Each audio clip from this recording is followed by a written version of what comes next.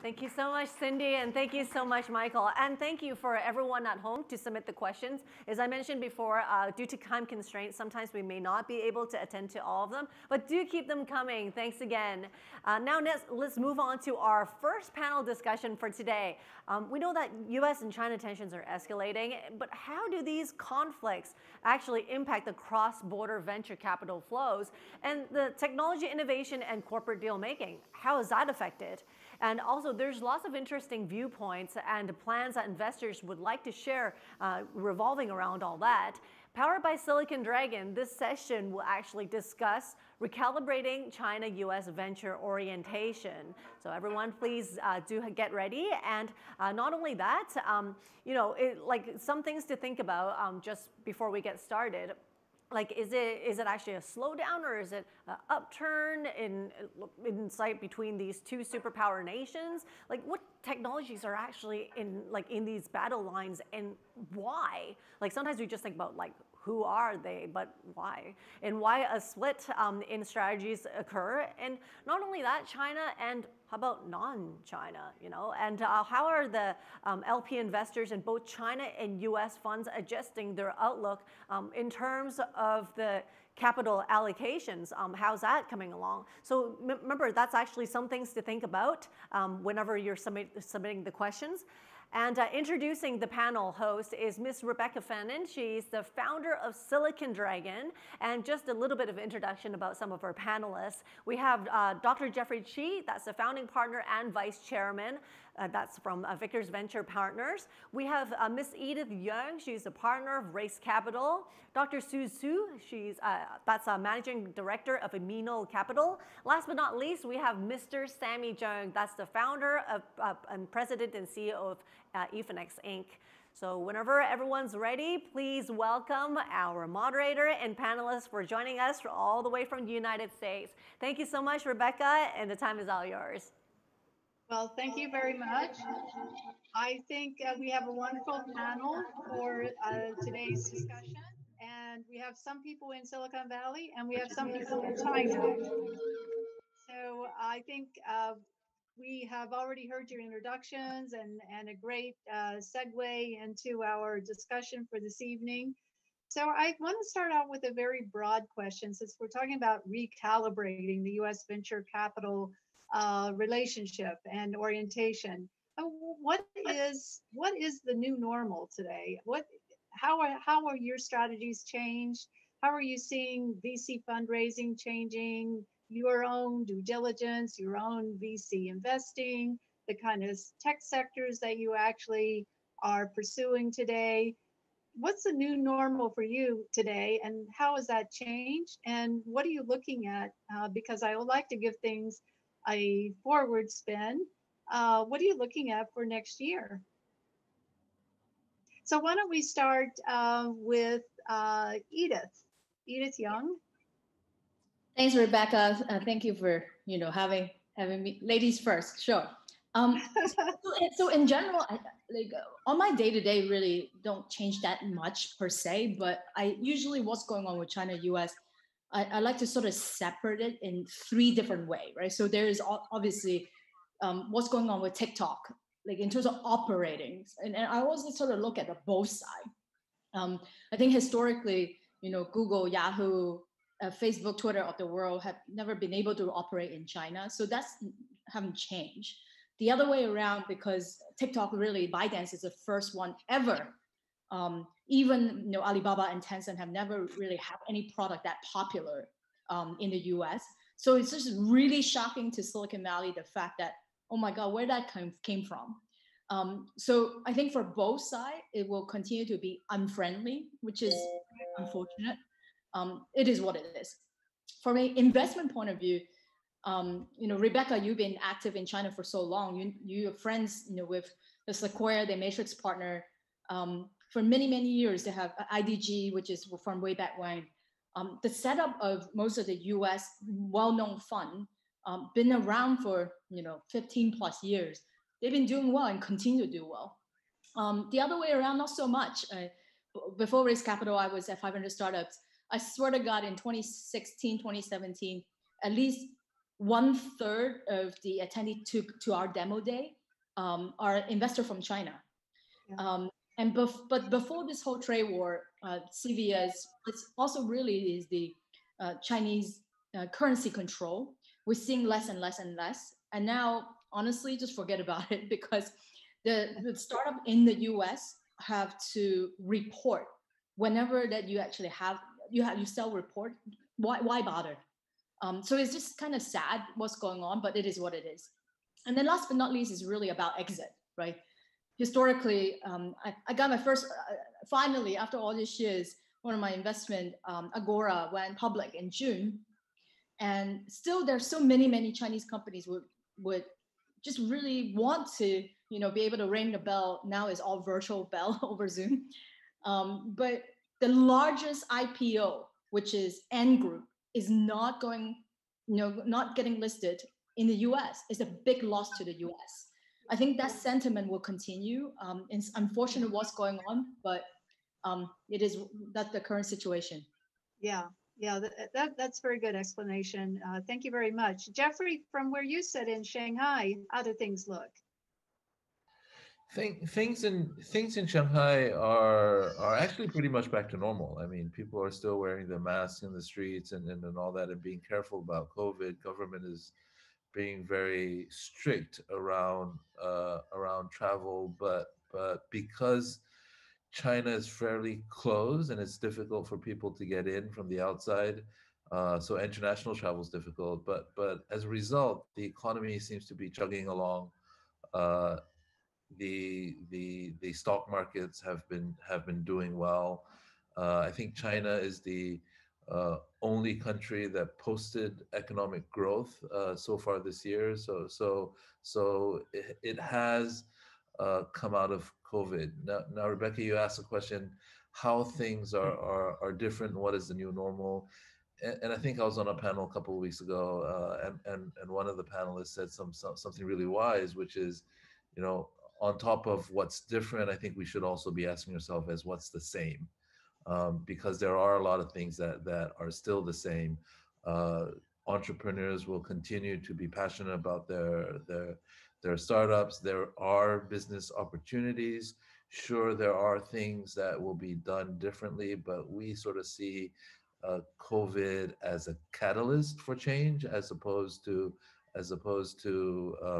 really stopping businesses and all that. And the U.S. China tensions and relations have shifted from pure trade to now also a battle for technology supremacy. So the tensions have been there for quite a few years now. It's just being presented in a slightly different way. Right. So I liked your explanation of, well, what is actually not going to change. So that's really interesting way to look at it. And let's bring in Sue from Amino Capital in Silicon Valley. Sue, Thank you. Yes. Yeah, same question for you. I mean, what's the new normal for you? How are things changed for you in terms of the way you VC invest and fundraise? In the kind of tech sectors that you go after, what's the new normal for you?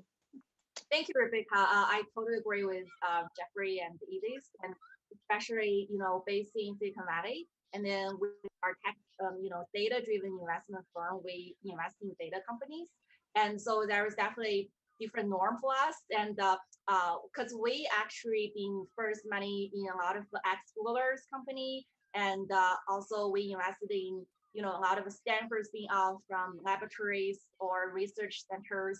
So we've seen, a lot of because majority of our investments are not Chinese founders because of the, like the last PhD student admitted in the US. So that's one thing. Another thing is Chinese founder actually have been chosen to actually stay in the US to start a company. That's more and more often.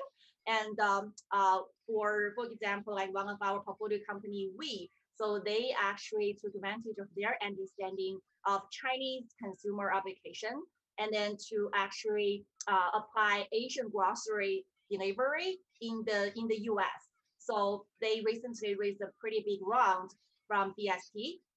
So that's really interesting because we are following those founders. A lot of the, because we invested in 160 companies, and if the founder, they quit Google, they want to start a company in Africa, we support them. And it just recently, you will see less and less people that actually want to start a company directly in China. And that's one thing. Another thing is, so because we are based in Silicon Valley, and then China, the consumer application, as previous speaker said, from Alibaba, is super large. It's world's largest population of 1.4 billion. There are so many experiments in China. And then, so take Pinduoduo, for example. We knew the founder calling Zheng doing very well in China back in 2015 when the company was called Pinhaohuo. So when we met Larry Liu from We in the US, and we immediately believed their vision and invested in V. Now V has grown like 300%, year over year because of, due to COVID.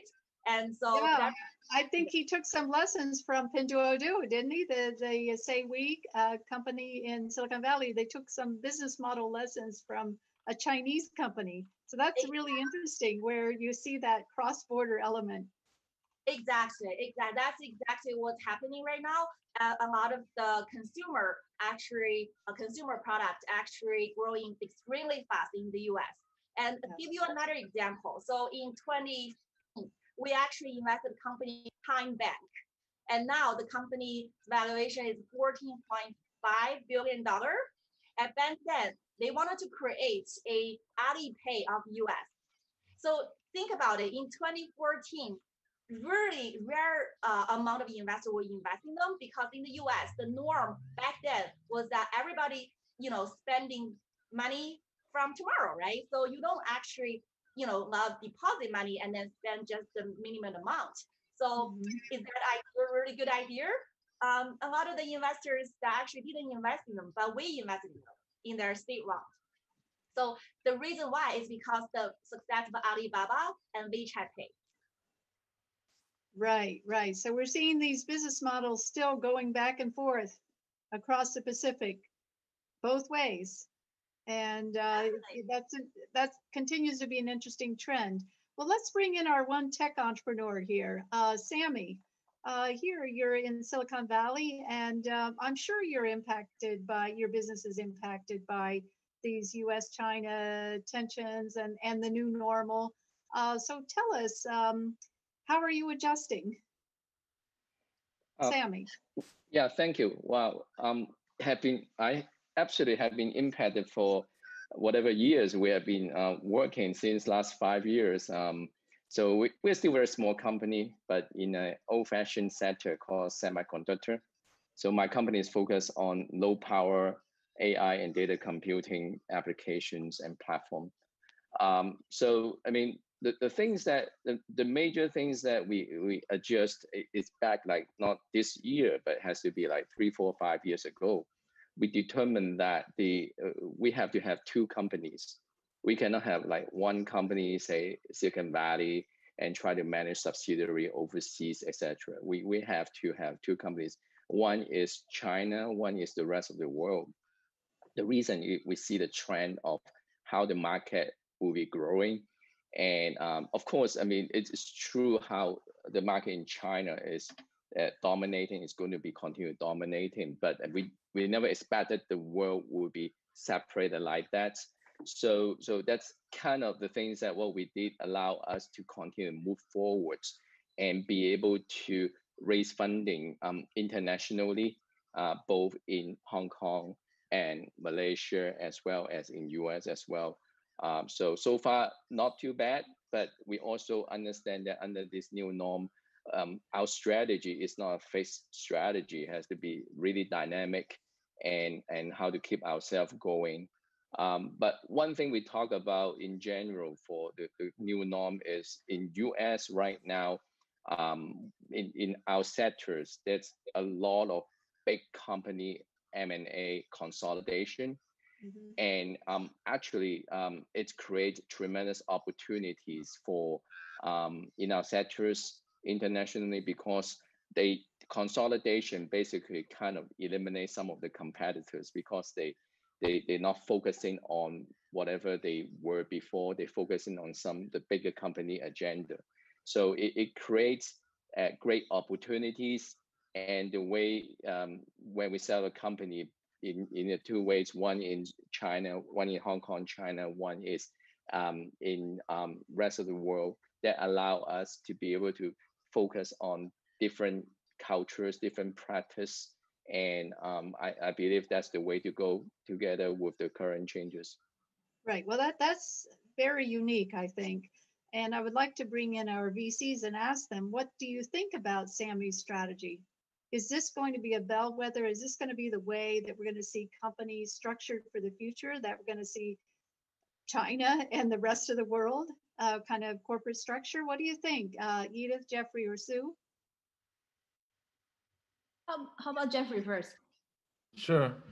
I think first of all, if this was done around 4 or 5 years ago, there was a lot of insight, and I think it's very forward thinking at that point in time. If we wind the clocks back to 4 or 5 years ago, I think the big thing back then was that China making investments offshore was becoming very, very difficult, primarily because of forex controls. And CFIUS was beginning to ride on that bandwagon to make things a little difficult for Chinese investors to invest in U.S. Strategic technologies. Since then, CFIUS has tightened its grip. We are in the midst of closing an AI-related deal. And I can tell you the CFIUS hurdles that we need to go through makes the transaction a lot more challenging today than usual. Sorry, it's a U.S. company, and so I think as countries become more protective of their own economies and their own technologies, we'll see this trend continuing. China, for different reasons, has historically always had this, and hence the sort of VIE structure as we know it. That in a way there have been industries that China have restricted foreign investors to come into anyway. So it's more of the same. It's just about them expanding the list of types of companies that they would restrict foreign ownership into. So in a way, the investors who have worked have invested capital in China have it a little easier, because there is a path and there is a known way to get capital deployed into these companies. But the U.S. Situation is evolving, and certainly we see similar rules and regulations in Europe as well, and so that's up and coming. So unfortunately, I think this is going to be bad for innovation, but countries will maybe become more protective, and we're going to start seeing big changes in supply chains and investments and all that. So I think VCs in a way need to keep abreast of the situation and be a little ahead of the curve. Yeah. It almost seems like maybe now's not a great time to be a Chinese venture capitalist. Actually, the old Silicon Valley saying that and I wish that was still true today, that you only invest within a 50-mile radius of your office. I think the U.S. markets and the Chinese markets are large enough for domestic VCs just to play in this alone, in their own sandbox. The Chinese scene is actually growing. It's the second largest venture investing market globally. The stock markets are doing really well. Exits are happening. So I'm not as bearish about the Chinese VC scene. Okay, that's good to know. Edith, do you want to add anything to Jeffrey's comments, or I can keep going with other questions if you don't want to add. Okay. My one comment is, regardless of what happened, I think in general, like Chinese founders and entrepreneurs are huge resilient. And there's no way they find a way. I think the other way around is not so true. And what's going on right now? Hey, if Chinese VC is not welcome in the U.S., tons of Chinese VC have gone to India and Southeast Asia, have done really, really well. I am not worried for the Chinese VC at all. But I'm obviously Chinese, and in fact, you know what? Sammy included, Sue is included. There's Silicon Valley. There's so many talent of Chinese descent, and if immigrant entrepreneurs are not welcome in the U.S., there is no Silicon Valley. There's no Zoom. In fact, there's no tools for us to use right now. Right. So in that sense, I think we need to embrace who we are. It is what it is. But I think being Chinese, we will, persist and continue to do whatever we can to get the results. Right. Oh yeah, that definitely that resilience, the determination, the grit of the Chinese entrepreneurs and the Chinese VCs as well. Well, let's move on. I'm interested to know what's your pace like today? Are things slower for you, or are things faster? And just if they're faster, just or slower, how are you managing? How are you coping with just day to day? I think things has been faster for us.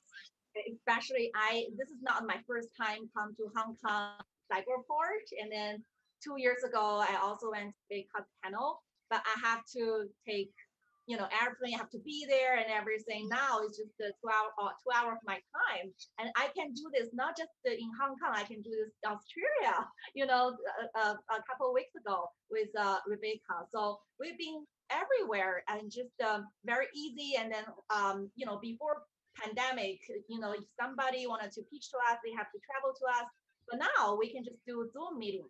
So I would say it's really something that actually helps business like ours, and so it will be more efficient.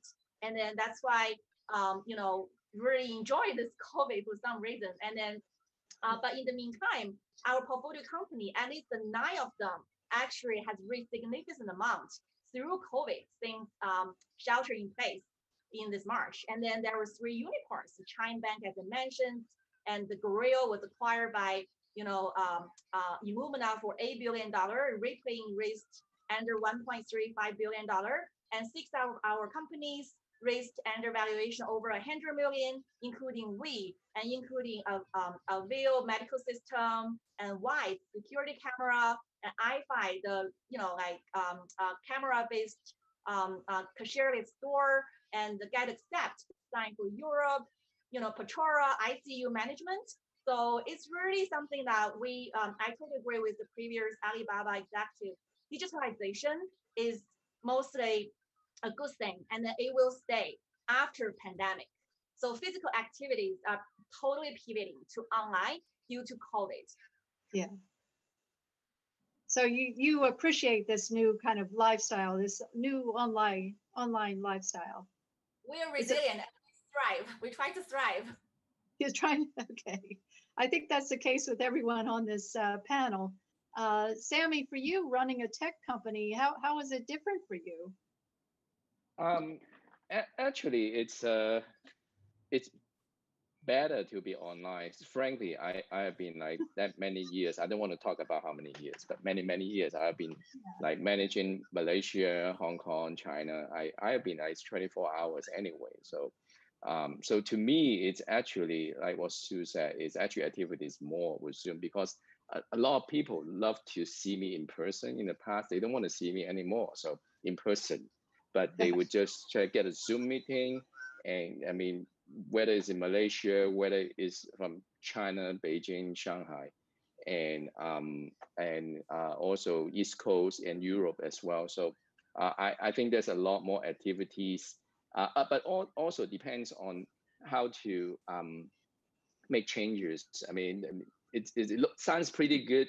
I know a lot of companies is still trying to scramble to get back onto the business. Entrepreneurs' perspective, actually, this year was actually was bad in a way. That's a lot of customer design, a lot of wins pushing out.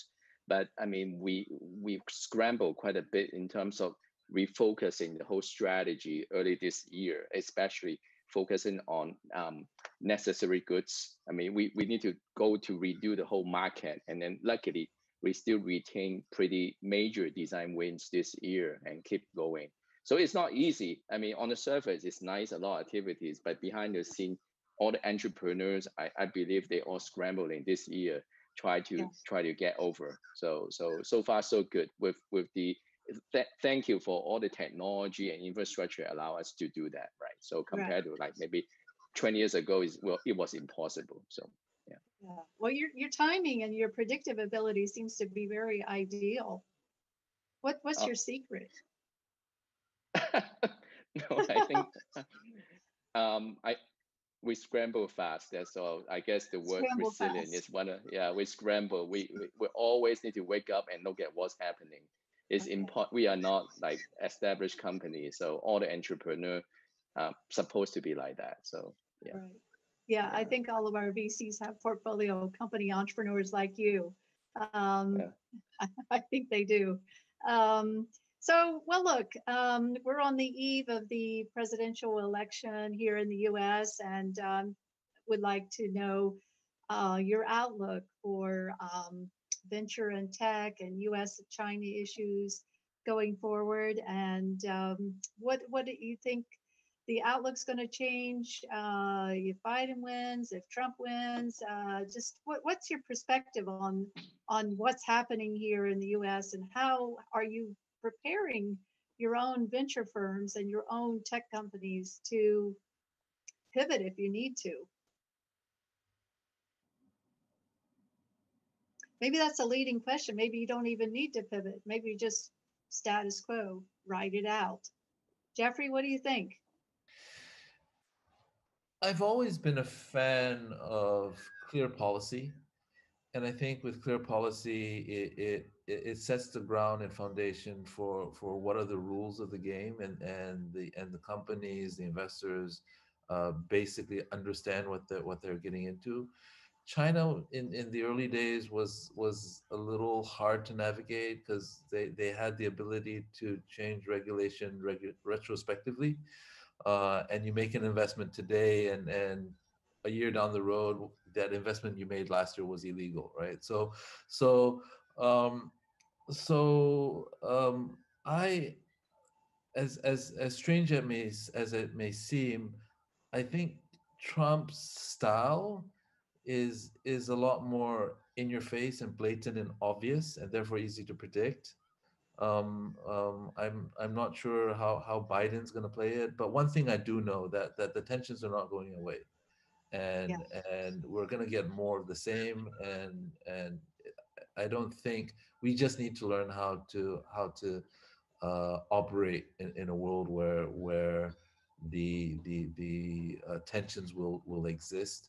I think with Trump being president, they'll be a little bit more obvious, but they will exist. Okay, so Edith, what's your prediction about WeChat and TikTok in the U.S.? Are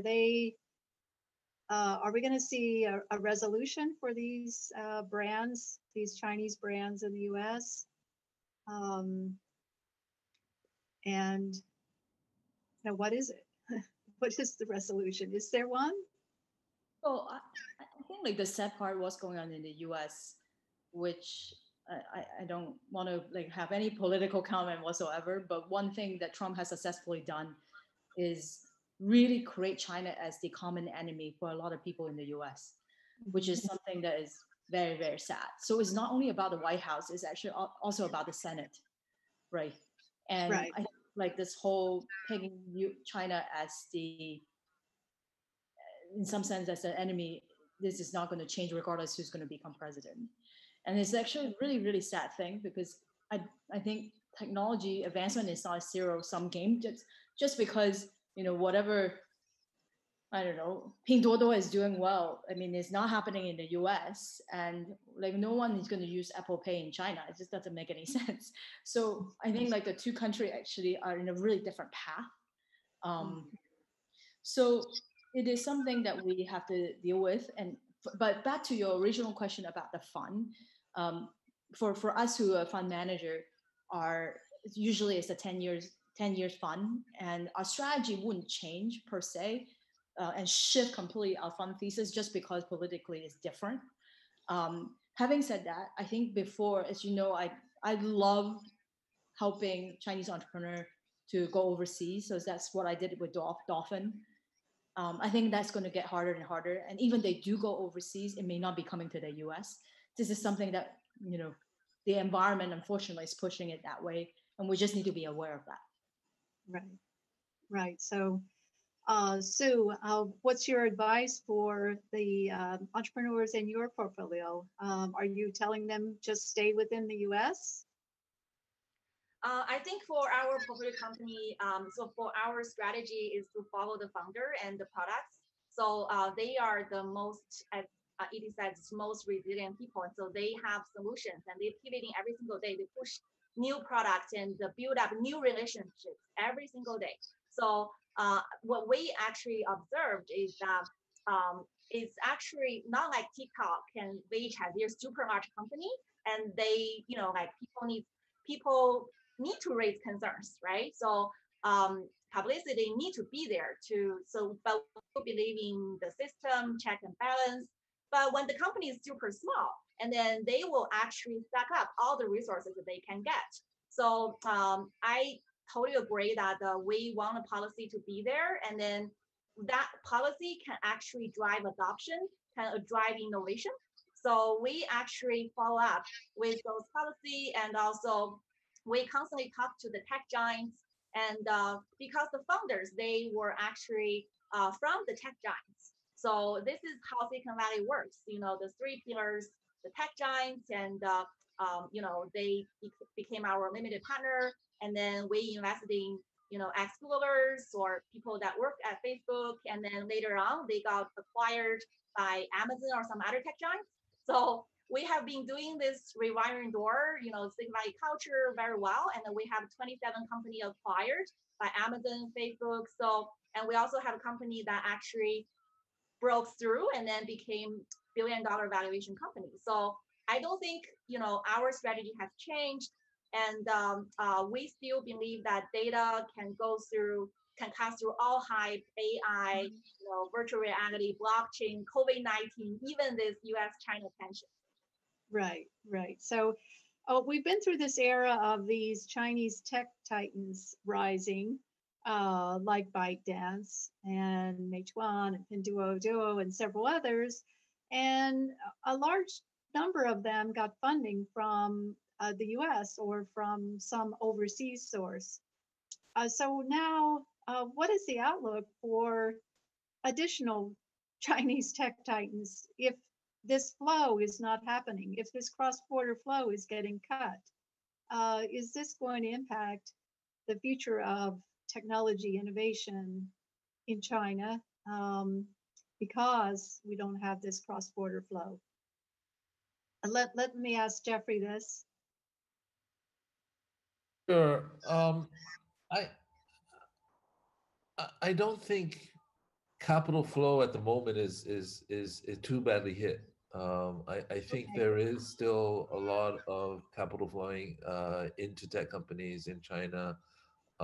There are still companies that are listing in the US.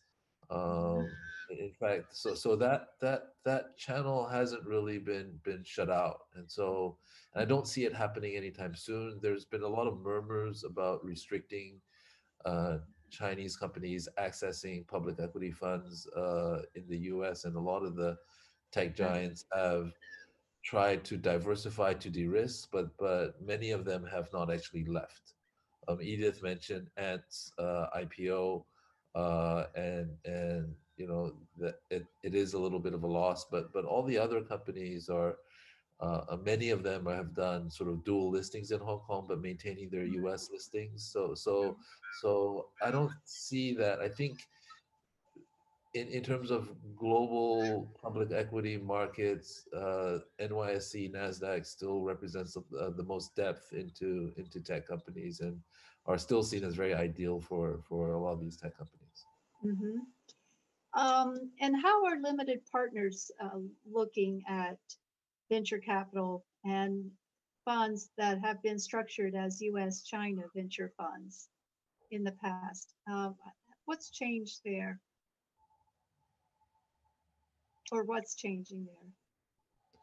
We certainly haven't heard too much about our limited partners changing their strategy too much. Obviously, this year is a year where a lot of them, because investing in a VC fund is a 10-year relationship. So a lot of people are now saying, well, let's get some clarity as to what a post-COVID world might look like before actually rushing into a decision. So, and in a way, we've been taking the same approach, deploying our capital as well. The biggest risk in investing in a startup is, in my view, them running out of capital. And in a tough fundraising environment, that risk has gone up considerably. So we really need to be sure that they have an ability to raise more capital before we pull the trigger on investment. And I think the LPs are thinking the same way, which is the economy. Well, the stock markets have done phenomenally well. Most of it, I think, is supported through government grants to ease the COVID distress. And so the big question is what happens when that dries up, or if that dries up. And so will the company still be able to make it through, and all that. So uh, I certainly think that the hit to the economy may be larger than than it actually is made out to be. That we'll start seeing more companies in distress when the government start pulling back on a lot of these grants. Right, right. So just for all the panelists now, what is a safe technology sector bet for you today? Just name one, because we're running out of time. We have about 6 seconds left. Let's just go through. Jeff, what's a safe tech sector bet for you today?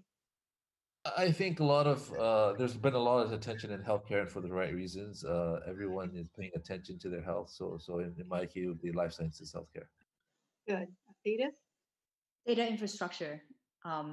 As Kai-Fu famous coin, that data is the new oil. So anything related to data, we're really into. Yeah. Okay. Sue?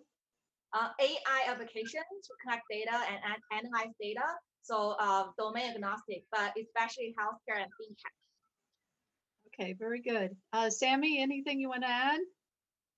I'm all for the platform-based computation, big data. Still, I think those are great investment, but particularly shifting the computation to the edge is where the big investment should be.